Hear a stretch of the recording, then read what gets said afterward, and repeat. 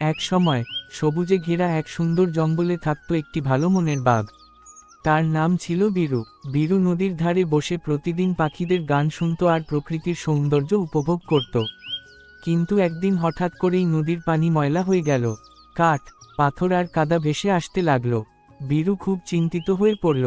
সে ভাবল, এটা কে করল? অন্যদিকে জঙ্গলের আরেক পাশে থাকত এক ছোট্ট মিষ্টি মনস্টার। তার নাম ছিল মোমো। মোমোর ফলের গাছগুলো শুকিয়ে যাচ্ছিল।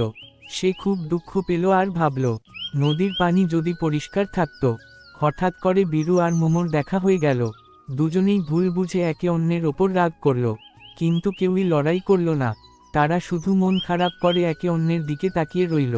ঠিক তখনই একটি ছোট পাখি উড়ে এসে বলল, থামো বন্ধুরা, তোমরা কেউই দোষী নও। পাখিটি জানালো, ভারী বৃষ্টির কারণে পাহাড় থেকে পাথর আর কাঠ নেমে এসে নদী আটকে দিয়েছে। বীরু আর মোমো তখন বুঝতে পারল সত্যিটা। তারা একে অন্যের দিকে তাকিয়ে হাসল এবং একসাথে কাজ করার সিদ্ধান্ত নিল। বীরু তার শক্তি দিয়ে বড় পাথর সরাল, আর মোমো তার বুদ্ধি দিয়ে কাঠগুলো সরিয়ে দিল।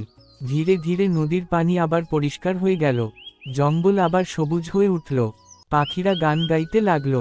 বীরু আর মোমো বন্ধু হয়ে গেল। এই গল্প আমাদের শেখায়, ভুল বোঝাবুঝি নয়, বন্ধুত্ব আর সহযোগিতাই সব সমস্যা